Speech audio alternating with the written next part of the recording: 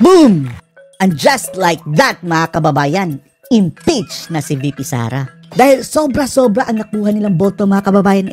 215 na mga kongresistang buhaya ang gustong ipa-impeach si VP Inday. At tuwang-tuwa talaga ang mga demonyo, mga kababayan. Matapos, officially, kinumpirma ni Tambaloslos na na-impeach na si VP Sara Duterte dyan sa Kongreso.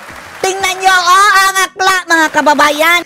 Ay, standing ovation pa talaga. Si akla, mga kababayan, nang niwi ang tabingi ang mukha. Oh? At sa likod, mga kababayan, ang tatlong bakabulok black. Sila talaga, wow!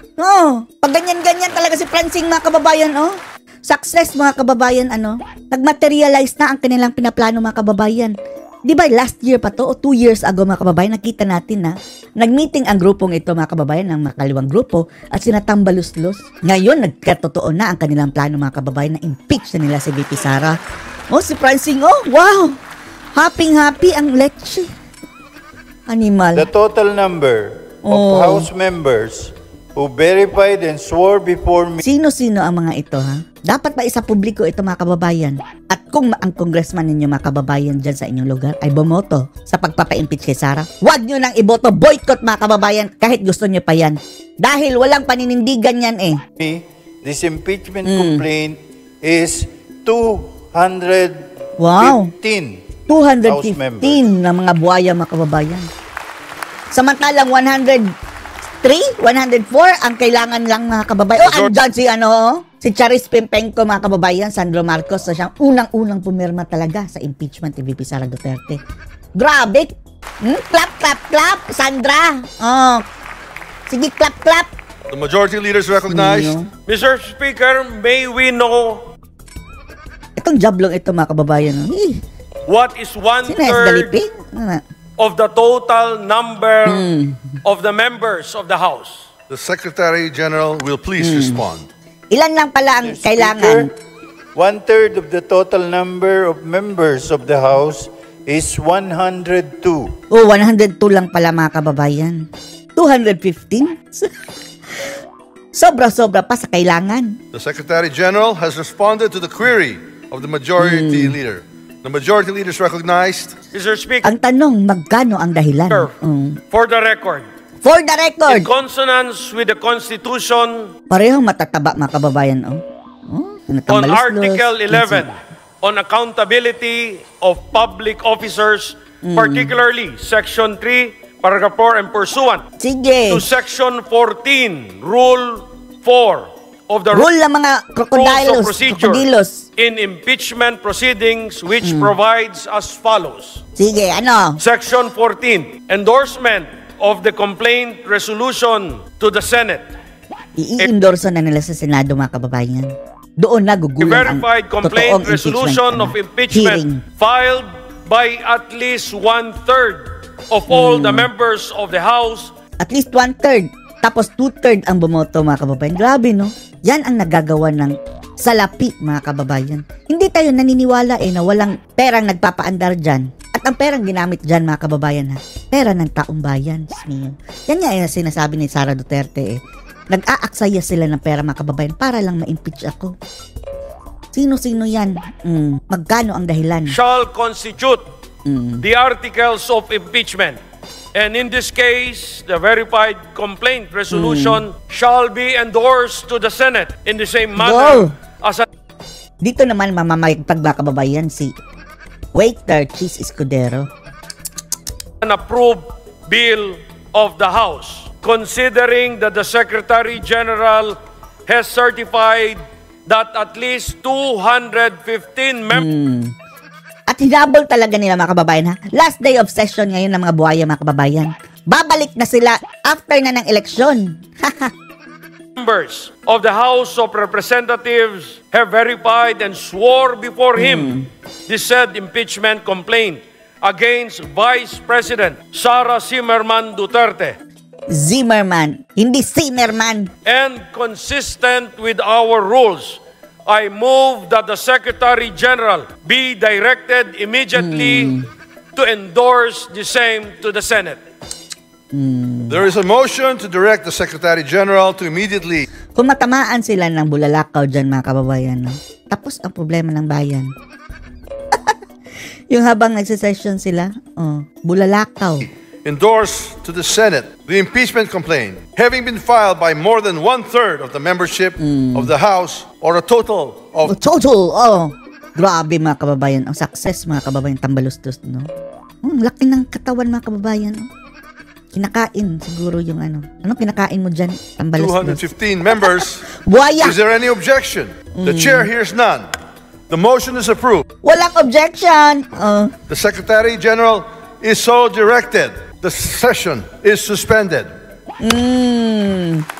Wow! Standing ovation! Si Akbayan na tabingi ang mukha, mga kababayan. Ngiwi, Bersibal. Sigawan, mga kababayan, mga demonyo. Para Ulol Manuel na isa ring aklayan, mga kababayan. Sila talaga ang bidang-bida, no? Grabe, happy ang mga animal. Wow, yo! Demonyo ka, Castro. Sige. The majority leader is recognized. Mr. Speaker, in accordance with Section 16, Rule 6 of the Rules of Procedure, in impeachment proceedings, I move to elect the following members Sino? of the House of Representatives. Prosecutor siguro yan, mga kababayan. Gaganap na prosecutor sa impeachment doon sa Senado. As prosecutors in the trial Ang laki ng tenga din nito.